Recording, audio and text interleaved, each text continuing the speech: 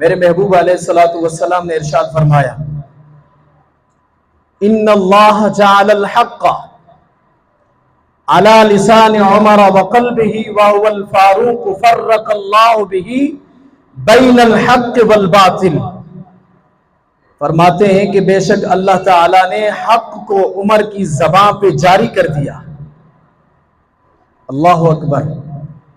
حق کو باطل کو نہیں، حق کو حضرت عمر کی زبان سے جاری کر دیا اللہ پاک نے۔ اور فاروق کا معنی یہ ہے کہ حق اور باطل کے درمیان میں فرق ڈالنا۔ فاروق کا مطلب یہ، عمر فاروق کہتے ہیں نا ہم، فاروق کا مطلب یہ ہے کہ حق اور باطل کے درمیان فرق ڈال دینا، حق کو ایک سائڈ کر لینا، باطل کو ایک طرف کر لینا، اس کو فاروق اعظم کہتے ہیں۔ اتنا عدل تھا آپ کا، آپ کے زمانہ پاک کے اندر، آپ کی حاکمیت کے اندر۔ جب آپ حاکم بنے تو کسی کو جرت نہیں ہوتی تھی، انسان تو انسان، لیکن کہتے ہیں کہ کسی جانور کو بھی ایسی مجال نہیں ہوتی تھی، طاقت نہیں ہوتی تھی تو کوئی بکری اٹھا لے۔ سبحان اللہ، اتنا دبدبہ حضرت فاروق اعظم رضی اللہ تعالی 22 لاکھ مربع میل کا اکیلا حکمران تھے۔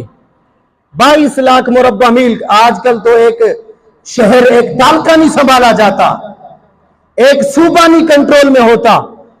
تو میرے پیارے بھائیو، حضرت فاروق اعظم نے مصر بھی فتح کیا، حضرت فاروق اعظم نے روم بھی فتح کیا، کافی فتوحات حضرت فاروق اعظم نے۔ آپ خود لڑے، تلوار اٹھائی، لیکن اللہ کے راہ میں جہاد کیا اور کافی آپ نے فتوحات فرمائے۔ تو حضرت فاروق اعظم رضی اللہ تعالیٰ عنہ کو اللہ پاک نے ایسا ایک دبدبہ اور رعب عطا کر دیا تھا۔ اور میرے محبوب علیہ الصلوۃ والسلام نے، حضرت ام المؤمنین فرماتی ہیں، اس کے راوی حضرت عائشہ صدیقہ اس حدیث کے راوی ہیں، فرماتے ہیں میرے پیارے محبوب نے فرمایا انی لا انظر الی شیاطین الجن والانس قد فروا من عمر۔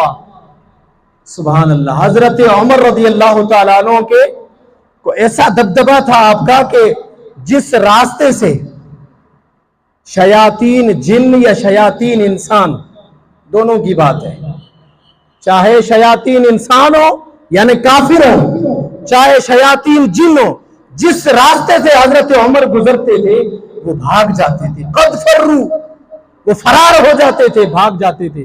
اتنا حضرت فاروق اعظم کو اللہ نے پاور عطا کیا ہے۔